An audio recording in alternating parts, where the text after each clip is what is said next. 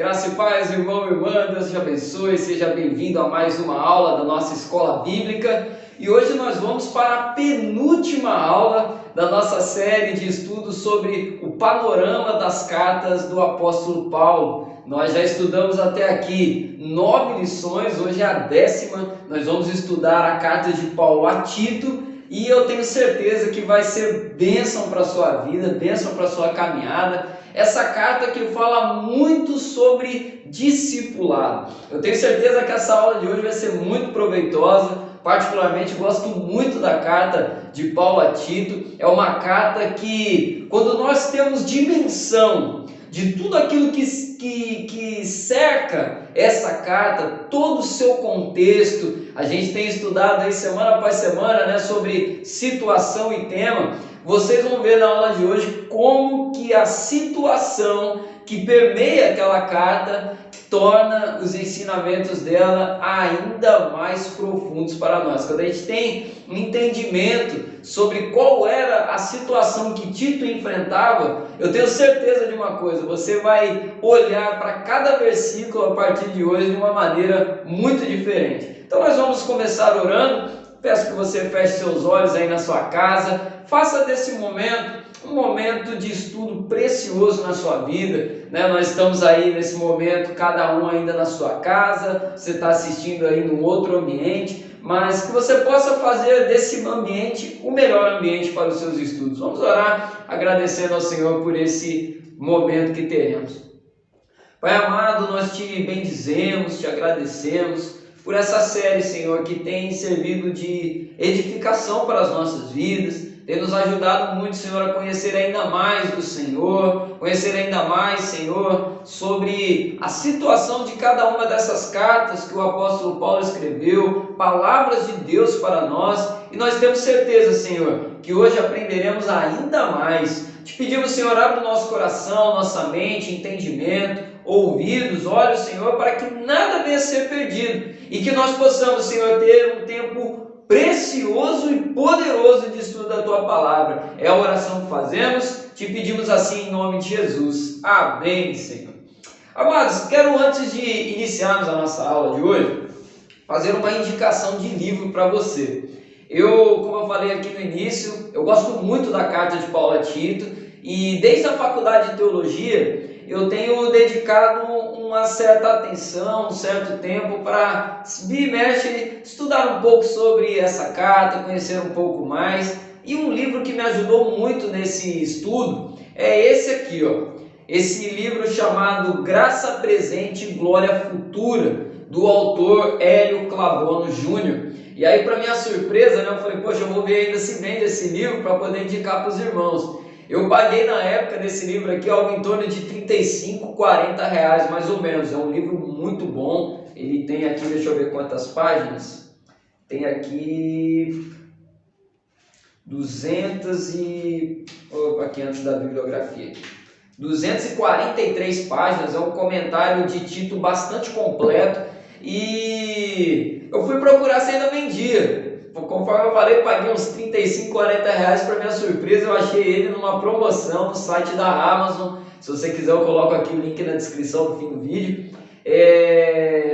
Por 5 reais. 5 reais você consegue comprar, fora o frete, né? Vai ter um valorzinho de frete, mas eu creio que no máximo 20 reais você consegue comprar esse livro. E esse livro tem informações de contexto, tem um comentário bíblico no final. É maravilhoso, eu indico para vocês. É uma pesquisa muito profunda, muito legal que foi feita por esse autor. E eu tirei bastante coisa dessa aula de hoje desse livro. Então fica aí a indicação para você. Graça Presente, Glória Futura, publicado aí pela editora Ágape, o autor Hélio Clabono Júnior. Está aqui, depois, se você quiser procurar, vou colocar o link aqui na descrição, você compra aí para você poder estudar também.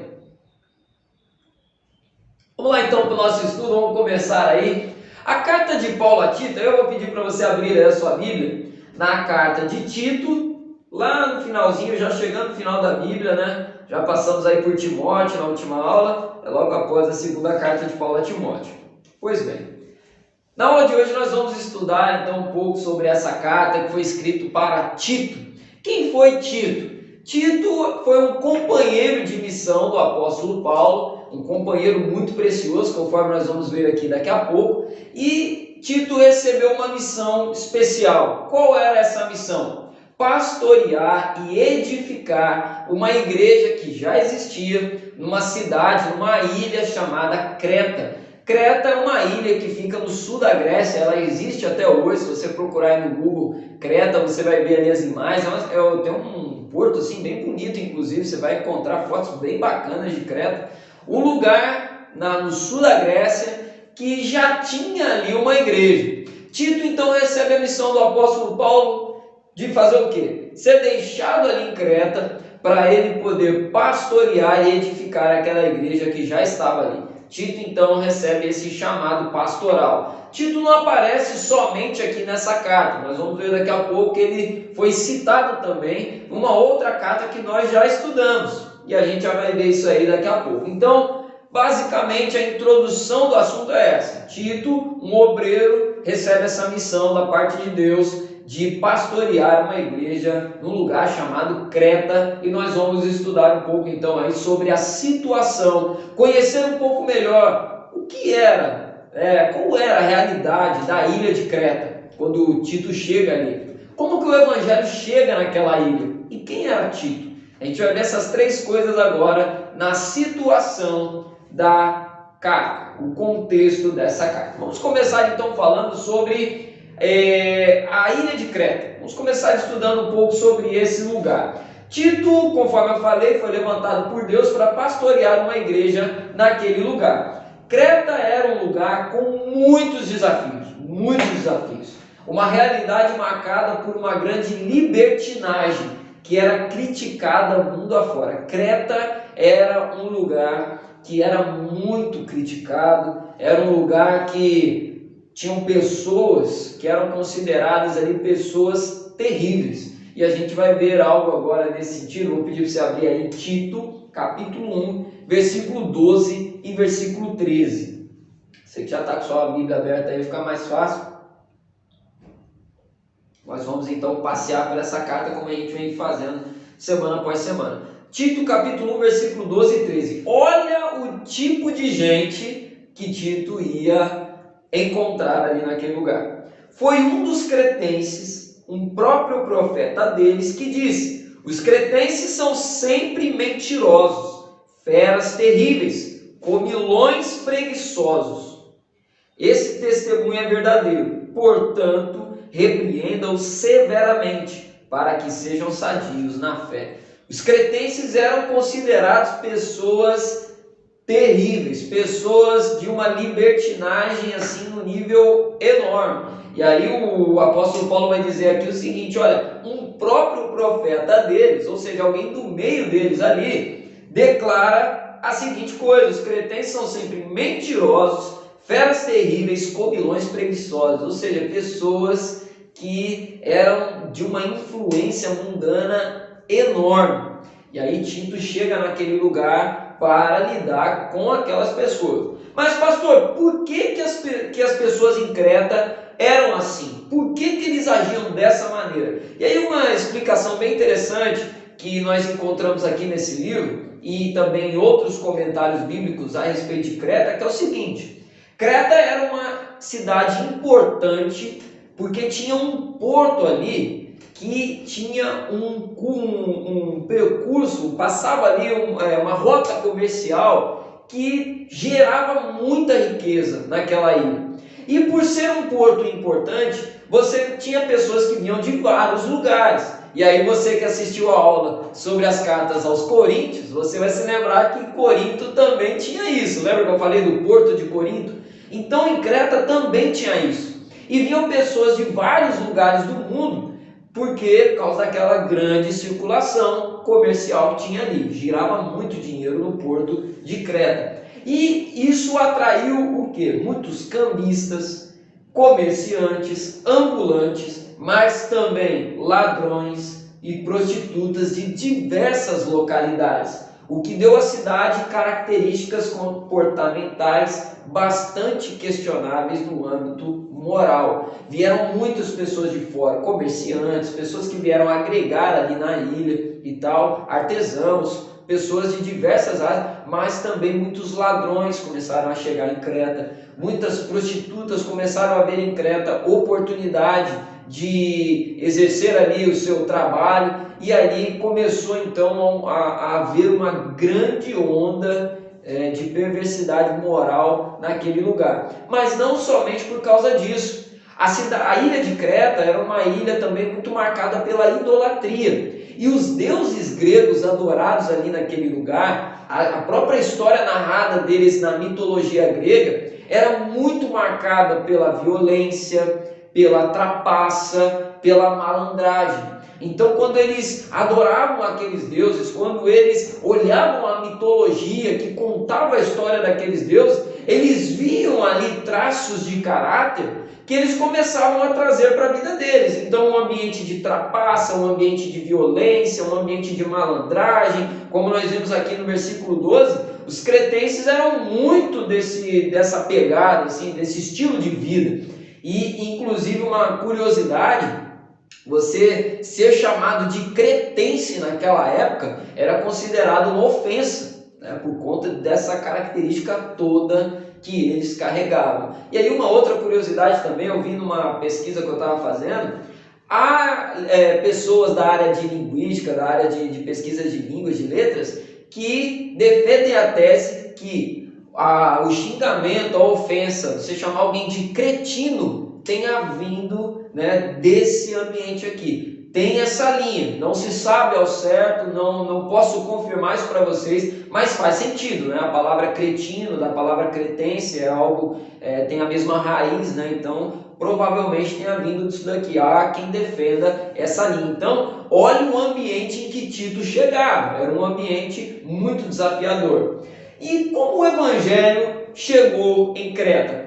A gente não tem um texto ao certo que nos mostre exatamente como chegou, mas nós temos um grande indício que está lá em Atos capítulo 2, se você puder abrir aí comigo, abre aí. Atos capítulo 2, nós vamos ler o versículo 11. Atos 2, 11. No dia de Pentecostes, deixa Tito aí marcadinho aí na sua Bíblia que nós já vamos voltar para lá. Mas há uma hipótese de que o evangelho tenha chegado em Creta por meio de pessoas que estavam em Jerusalém no dia do Pentecostes, no dia em que houve o grande derramar do Espírito Santo. Olha só o que diz aí em Atos 2:11. Tanto judeus como prosélitos, cretenses e árabes, como ouvimos falar sobre as grandezas de Deus em nossas próprias línguas. Ou seja, esse texto aqui está falando sobre quem estava ali. Eu vou até puxar antes aqui, volta aqui comigo aqui, versículo 8, olha só o que diz versículo 8. Então, como ouvimos falar cada um deles em nossa língua materna? Porque somos partos, medos, elamitas, naturais da Mesopotâmia, Judéia, Capadócia, Ponto, Ásia, da Frígia, da Panfilha, de Cirene, do Egito e das regiões da Líbia, nas imediações de Cirene, romanos que aqui residem, tanto judeus como prosélitos e também cretenses. Ou seja, tinha gente de Creta em Jerusalém no dia da descida do Espírito Santo. E aí quando Pedro prega e mais de 3.000 pessoas se convertem, muito provavelmente essas pessoas de Creta que tenham recebido ali o Senhor Jesus como Senhor e Salvador, naquele dia tenham levado o Evangelho para aquela ilha. É uma grande possibilidade. E aí nós vamos ver que em Tito, capítulo 1, voltando lá para Tito agora, capítulo 1, versículo 5, diz assim: foi por essa causa que deixei você em Creta, para que pusesse em ordem as coisas restantes, bem como em cada cidade constituísse presbíteros conforme prescrevia a você. Ou seja, Tito chega ali em Creta não para plantar uma igreja, porque já tinha. Paulo deixa Tito ali para que ele pudesse colocar em ordem a igreja que já estava. Ou seja, provavelmente esses homens que estavam em Jerusalém levaram o evangelho até Creta. E para finalizar a parte da situação, quem era Tito? é importante também a gente saber quem era esse homem. Tito foi um homem chamado pelo apóstolo Paulo de companheiro e cooperador. Ele era alguém muito importante na vida do apóstolo Paulo, na missão de pregar o evangelho mundo afora.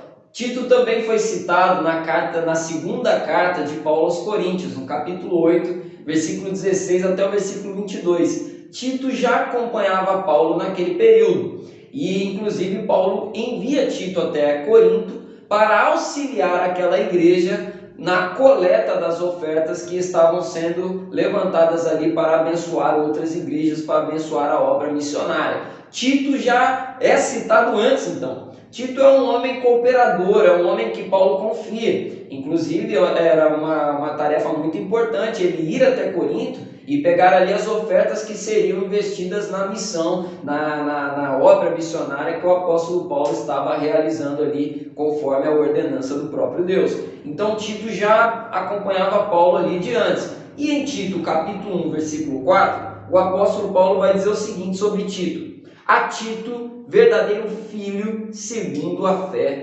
comum. Ou seja, assim como Timóteo, que também é chamado de verdadeiro filho na fé pelo apóstolo Paulo, Tito também é considerado assim.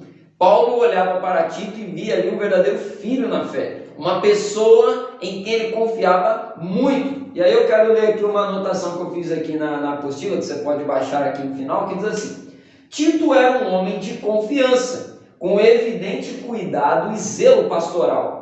O difícil trabalho em Creta deveria estar nas mãos de um homem de confiança e do quilate espiritual e moral como o de Tito. Um líder com firmeza de caráter, preocupado com a saúde espiritual da igreja e muita disposição para trabalhar. Deus enxergou em Tito qualidades ministeriais que o habilitaria para um importante trabalho em Creta. Para pastorear nesse lugar que a gente viu aqui, precisava ser uma pessoa em quem Deus confiasse. Um homem que Deus visse ali realmente os pontos, as características de zelo com o evangelho que Tito tinha. Porque poderia ser tragado naquele lugar. Era um ambiente muito hostil. Pastorear em Creta era extremamente desafiador. E uma pessoa como Tito deveria ser levantada, e Deus viu em Tito essa característica. É muito importante destacar aqui, a gente fala, né, o apóstolo Paulo deixou ele lá, coisa e tal, mas tudo conforme a vontade de Deus, tudo por permissão de Deus. Tito não foi chamado pelo homem, mas foi chamado por Deus para pastorear naquele lugar. Então Tito era de fato alguém que realmente levava muito a sério a obra em que estava envolvido. Então nós, finalizando aqui a parte da situação, conhecemos Creta, conhecemos as pessoas de Creta, os famosos cretenses, conhecemos também a igreja, um pouco da igreja de Creta, como que ela chegou, né? Como que aquela igreja começou a sua caminhada ali naquele lugar e quem era Tito, que recebe essa carta, que leva o nome dessa carta, um homem de Deus muito especial e zeloso, que recebeu uma missão muito linda, que nós vamos ver agora sobre o tema principal da carta. Pois bem, podemos resumir o tema principal da carta no seguinte tema: a grande importância do discipulado. Nós não vemos aqui na carta a palavra discipulado aparecer, né? Então você pode de repente perguntar: pastor, por que esse é o tema? Por que podemos dizer que esse é o tema principal da carta? Pelo seguinte, conforme eu falei aqui antes, Tito chega numa igreja que já existia. Ele chega para pastorear numa comunidade que já estava estabelecida. Mas se nós lermos com atenção aqui os ensinamentos, as instruções que vão aparecendo aqui ao longo do texto, nós vamos perceber que aquela igreja precisava ser discipulada. Ou seja, nós vemos na palavra o seguinte, que a pessoa não deve apenas ser alcançada, a pessoa não deve apenas ser levada para caminhar junto com a comunidade, para frequentar templos. Eu gosto de usar bastante essa expressão, né? Nós não fomos chamados apenas para sermos frequentadores de templos, nós não fomos chamados para ser religiosos, mas para sermos discípulos de Jesus. Então, a pessoa ela é alcançada e ela é o que? Discipulada, ela é ensinada. E aquela igreja em Creta precisava receber essas instruções, porque conforme diz aqui no versículo 5 do capítulo 1, precisava ser colocado ordem naquela igreja. Muitas coisas estavam fora do lugar. A igreja começou, maravilhoso, só que precisava agora ordem, precisava agora organização, precisava a ordem de Deus ser estabelecida naquela igreja. E Tito é levantado para ser um homem de Deus a conduzir essa obra. E essa obra como que acontece? Discipulado, instrução, levantar novas lideranças. E a gente vai ver então agora ao longo da carta o que aparece aqui. Se nós lemos com atenção o capítulo 1, do versículo 10 até o versículo 16, você vai perceber uma coisa. Paulo vai instruir Tito a tomar cuidado com falsos mestres e falsas doutrinas. Ou seja, toda obra vai começar pela instrução. E para começar pela instrução, toma cuidado com o engano. A gente já falou sobre engano aqui várias vezes, né, em aulas anteriores. Mas, antes desse trecho, você vai perceber que do versículo 5 até o versículo 9, Tito vai ser instruído ao quê? Levantar novas lideranças. Quando ele chega para colocar ordem naquele lugar, para organizar a igreja para que ela pudesse avançar cada vez mais, primeira coisa que ele é instruído aqui: Tito, levante novas pessoas, levante discípulos que possam te ajudar nessa tarefa. Ou seja, a tarefa do discipulado, a tarefa de organização das coisas, não é só do pastor, não era só de Tito, não é só dos líderes, mas é dos discípulos. Ao chegar ali naquele lugar, Tito deveria levantar pessoas para ajudá-los nessa obra, para ajudá-los a conduzir a igreja nessa direção que Deus queria. A igreja ela não pode, amados, ser dependente de uma pessoa para funcionar. Isso é muito importante a gente entender. A igreja de Creta não poderia se tornar dependente de Tito. Tito, seguinte, chega lá, joga tudo nas suas costas e manda bronca. Amados, precisa de pessoas para colaborar. Lembra que nós falamos em Filipenses sobre Epafrodito?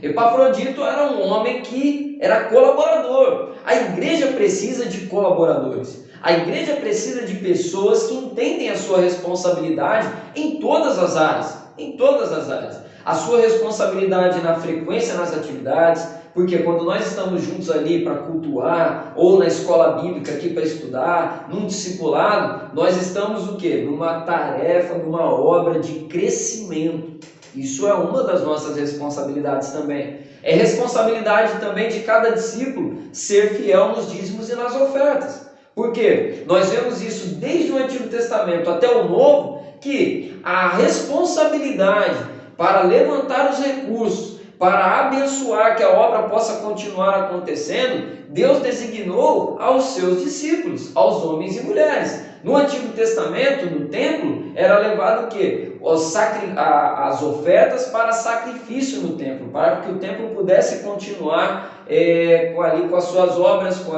o seu culto, continuar ali oferecendo sacrifícios a Deus. Era parte também daquelas ofertas para que pudessem ser sustentados os levitas e os sacerdotes. Chegando ao Novo Testamento, nós vemos especialmente aqui nas cartas também, foi bastante falado sobre isso, que as ofertas dos discípulos ajudavam que a obra pudesse continuar avançando. Então, é parte da responsabilidade do discípulo também ser fiel e generoso nos dízimos e nas ofertas. E é também parte importante da vida do discípulo cuidar de outras vidas. Porque a gente também não pode parar nessas duas primeiras.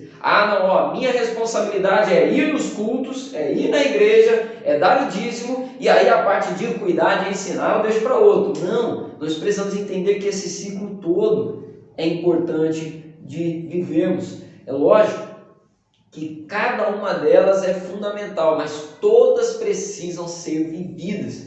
Frequência, ofertas e cuidado. Frequência para edificação, ofertas para que a obra avance e cuidado para que vidas possam ser preparadas. Nós recebemos os novos, preparamos eles para eles serem enviados para nos ajudarem no serviço da obra. Então, Tito é instruído aqui. E as pessoas que ele levantava para estar mais perto deles, Paulo vai dizer aqui as características, ou seja, chamado para ser diferente. Olha só o que diz aqui, por exemplo, capítulo 1, do versículo 7 até o versículo 9. Porque é indispensável que o bispo, por ser encarregado das coisas de Deus, seja irrepreensível, não arrogante, alguém que não se irrita facilmente, não apegado ao vinho, não violento, não ganancioso. Pelo contrário, o bispo deve ser hospitaleiro, amigo do bem, sensato, justo, piedoso, deve ter domínio de si, ser apegado à palavra fiel, que está de acordo com a doutrina, para que possa exortar pelo reto ensino e convencer os que contradizem este ensino. Ou seja, as lideranças que Tito tinha para levantar ali deveriam corresponder a essas características. Capítulo 2 e capítulo 3, nós vamos ver agora o que eu falei aqui anteriormente, que é o quê? A responsabilidade dos discípulos. Tito é instruído a levantar novas lideranças, pessoas que pudessem ser seus colaboradores, e também a organizar a igreja para ser uma grande comunidade de colaboradores, pessoas que abraçassem as responsabilidades.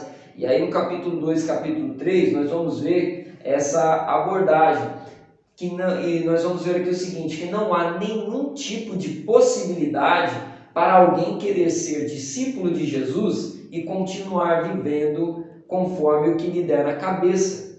É preciso que os discípulos sejam exemplos de boas obras, conforme está escrito no capítulo 2, versículo 7. Olha só aí. Seja você mesmo um exemplo de boas obras. No ensino, mostre integridade e reverência. Aí, versículo 8 também. Linguagem sadia e irrepreensível, para que o adversário seja envergonhado, não tendo nada de mal a dizer a nosso respeito. Ou seja, o chamado ao discipulado é um chamado à transformação. Ninguém é chamado a seguir Jesus e continuar vivendo conforme dá na cabeça, com uma linguagem chula, falando coisas que não deveriam estar na boca de um cristão, não ser uma pessoa de práticas mundanas, porque não adianta eu estar na igreja e eu ser uma pessoa com comportamentos que em nada diferem com um mundano, uma pessoa que ainda não conhece Jesus. Não adianta eu estar dentro da igreja e eu ser uma pessoa, eu tenho dado alguns exemplos, nas aulas anteriores, eu ser uma pessoa de linguagem suja, eu ser uma pessoa amargurada, eu ser uma pessoa vingativa. Não é por aí. Nós precisamos ser exemplos nas boas obras. Pessoas que se destacam no meio da sociedade, sendo sal e luz de Cristo nessa terra. Então, Tito tinha essa responsabilidade também, levantar a igreja para que ela pudesse ser isso. E aí ser uma grande comunidade de discípulos, de pessoas que põem a mão na obra, exemplos de boas obras. E as boas obras, elas surgem na vida de discipulado. É impossível uma pessoa viver o discipulado de Jesus, aprender sobre Jesus, ser instruído ali, cuidado e continuar da mesma forma. A transformação acontece e é lindo a gente ver essa transformação. Se tem algo que alegra muito na caminhada, é ver essa transformação na vida de pessoas. Você vê pessoas assim que antes eram de uma maneira e depois elas se tornam outra completamente diferente. É isso que Deus tem para nós. Ninguém foi chamado para permanecer da mesma forma. Ninguém foi chamado, aí, lembrando a palavra de domingo, nenhum Bartimeu é alcançado para continuar à beira do caminho, mas para seguir Jesus estrada fora. Então, capítulo 2, capítulo 3, vai ser muito trabalhado isso. Preparar discípulos para serem diferentes. Creta, Rio de Janeiro, Grécia, Brasil, precisam ser impactados por discípulos transformados, discípulos que estão prontos a colocar a mão no arado e ir até o fim. Independente se no Rio de Janeiro a cultura que nos cerca aí, seja essa cultura de levar vantagem, seja essa cultura de ser mais esperto, independente, nós não podemos permitir que a cultura venha nos moldar. A cultura do Brasil, essa cultura de levar vantagem, do jeitinho, nós não fomos chamados para viver o jeitinho brasileiro, mas viver o jeito de Deus, viver a vida de santidade. Então, os discípulos precisavam ser preparados aqui. E isso vai acontecer por meio do discipulado. Isso é importante, meu irmão e minha irmã, nós entendemos isso, eu tenho sempre destacado. Igreja Metodista Freguesia, ninguém foi chamado para voar sozinho.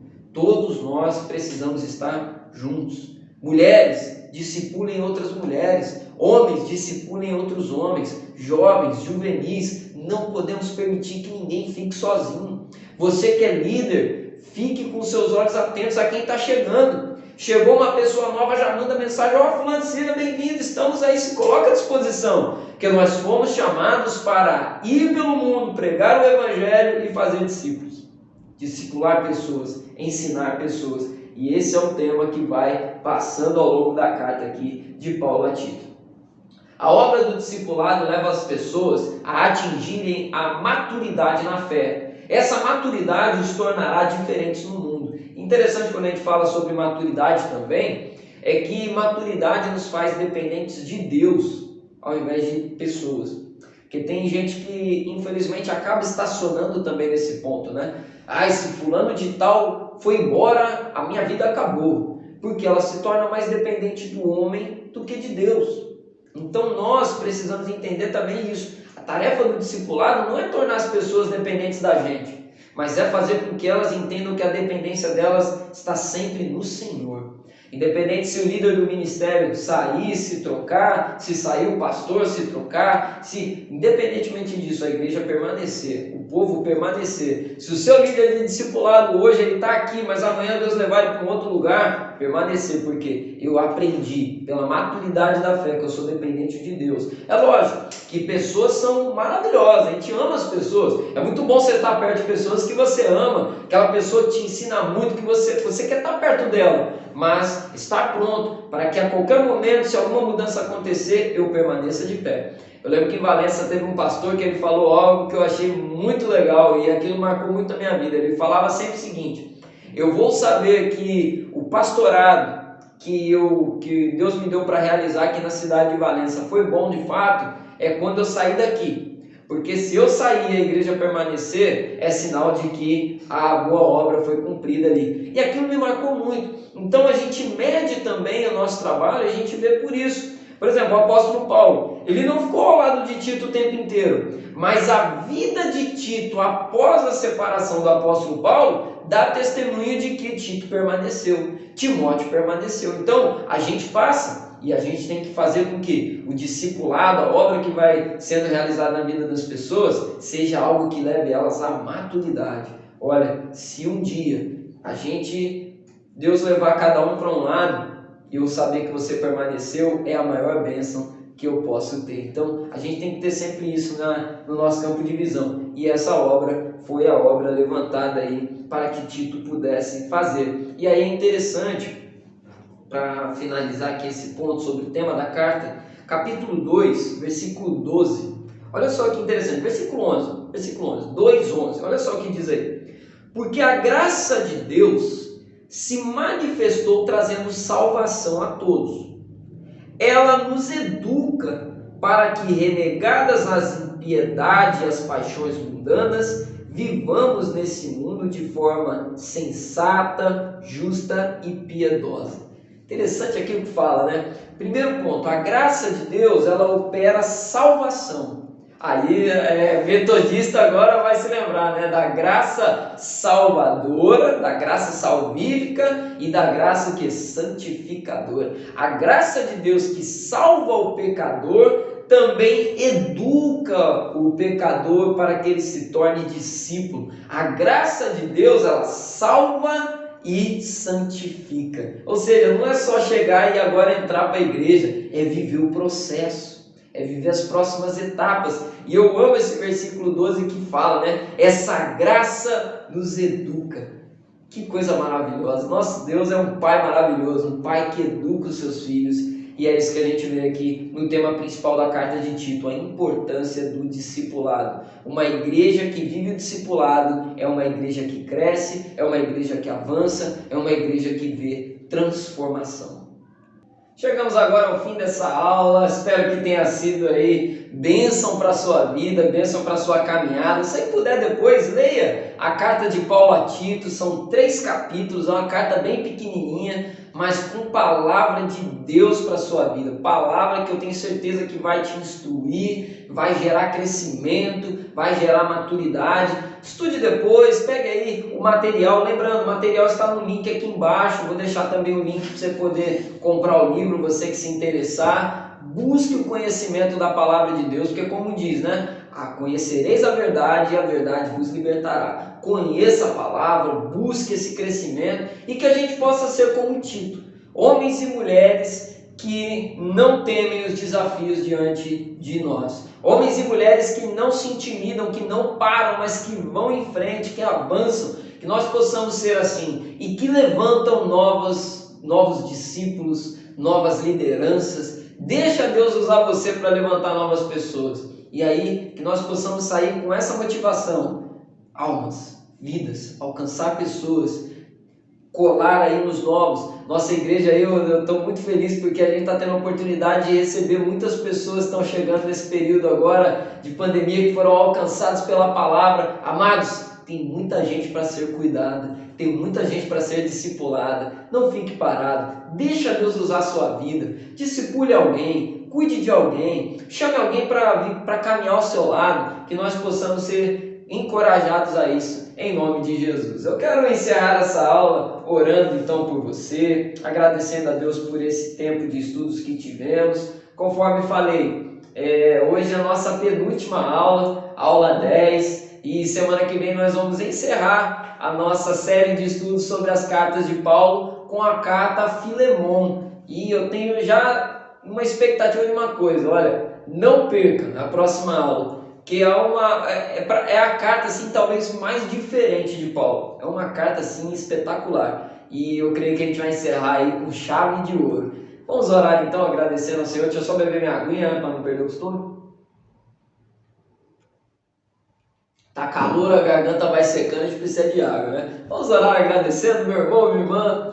Senhor amado, muito obrigado por esse estudo maravilhoso. Como é bom, Senhor, estudar a Tua Palavra, ter acesso, Senhor, a informações tão preciosas, poder conhecer contexto, conhecer a revelação do texto bíblico, cada versículo, cada instrução, o tema dessa carta. Senhor, que estudo maravilhoso. Que possamos, ó Pai, viver o discipulado, que possamos amar, Senhor, fazer a Tua vontade, amar, Senhor, viver aquilo que o Senhor tem para nós. Não permita, ó Pai, que a gente venha se apegar mais às nossas próprias agendas, nossas próprias vontades, mas que possamos fazer tudo conforme a Tua vontade para nós. Muito obrigado, Senhor. Seja abençoando o estudo de cada filho Teu, de cada filha Tua. Senhor, que possam amar cada vez mais a Tua palavra e que não venhamos, ó Pai, nos afastar dela, mas que nós possamos, dia após dia, ler, crescer e poder levar isso adiante também, em nome de Jesus. Nos dá, Senhor, a unção, o entendimento, a autoridade, a ousadia do Espírito Santo. Nós oramos assim em nome de Jesus. Amém e amém.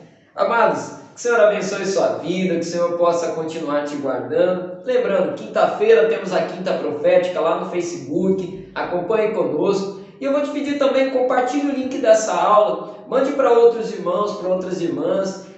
Todos os outros vídeos estão aí disponíveis. Vamos semear a palavra. Essa série eu tenho certeza que vai poder ajudar muitas pessoas a conhecerem um pouco mais sobre as cartas do apóstolo Paulo, que ele escreveu às igrejas, aos pastores, aos irmãos e irmãs, e que nós possamos também crescer nessa instrução. Receba a bênção do Senhor, que a graça do Senhor Jesus, o amor de Deus, o nosso Pai, a doce consolação e comunhão do Espírito Santo de Deus repouse sobre sua vida hoje e permaneça para todos sempre. Todos digam amém. Deus abençoe, meu irmão e minha irmã. Uma semana abençoada em nome de Jesus.